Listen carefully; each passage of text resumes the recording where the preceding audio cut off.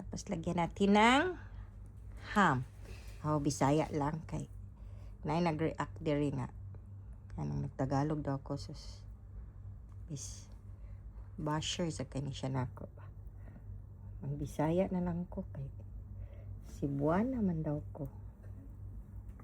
Tapos siya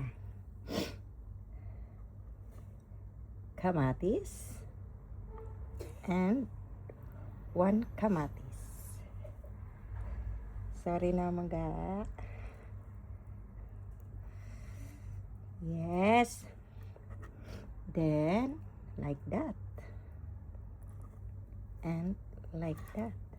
Ay, sorry. Yes. Tapos, butangan na to ni siya gamayng cheese kay para lasa kay ba na siya. Cheese na. Tapos, una na to siya coveran. Di ba? Una among pang breakfast daw ugma sa office. Tapos, kanipod siya butangan na to cheese po ni. May healthy-healthyhan, may kasama ding kabaliwan. So, isa man tong cover sa akong isa ka tinapay. Meron dahil siya. Wala lang siya. Tapos, pagkaon akong breakfast, di ba?